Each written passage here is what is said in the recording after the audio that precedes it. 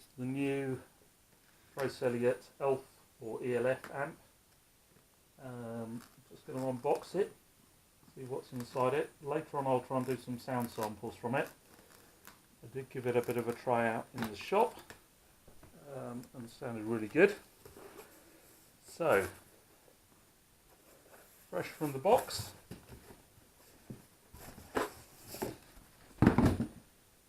And this is what we've got. So it's an ultra compact bass amplifier, 200 watts into 4 ohms, about 130 I guess into 8 ohms. So what have we got in the box? Looks like a Union Jack sticker. I was playing Trace Elliot gear back in the late 80s and 90s, so this is very reminiscent for me. It's quite a different beast though, obviously. So it looks like some instructions. Look to be fairly comprehensive. With the spec. This is a manual of some sort that tells you what you can and can't do with it in all sorts of different languages.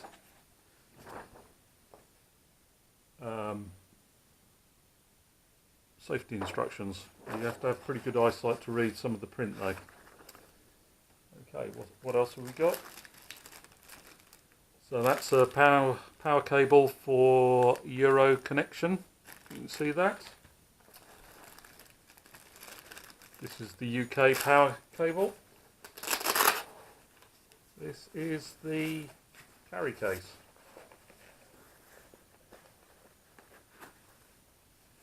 And here, in this little compartment, is the amp itself. As you can see, it is really compact. That is, so for comparison, that's my hand. By the way, that's the stamp from the guitar show I've been to. So it is the size of your hand. Incredible. So just opening it up.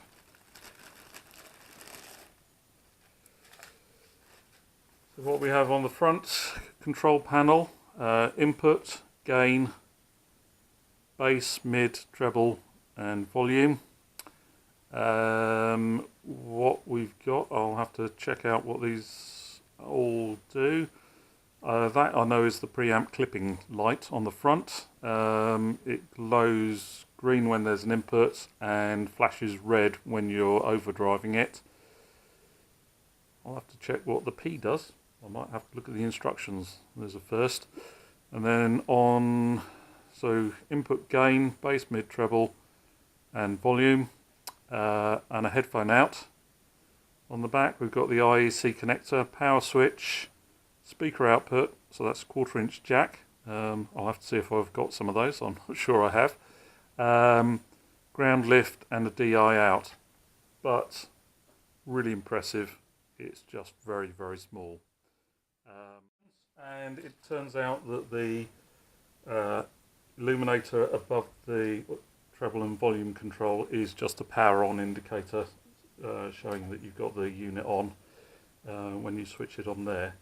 So again, in terms of the complete package, the unit goes into this natty little carry bag and you can fit a power cable in there, and there it is.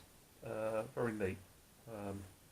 So very tweed, all nicely labelled with the Trace Elliot logo. Just to give a bit of an indication of size, if I just move this out of the way a sec. This is my standard gigging bass. It's a head.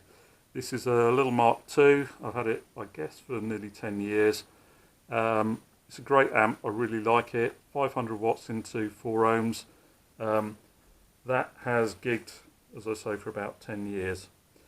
I started getting worried about potential failures a couple of years ago. after a particular gig where I had a small problem.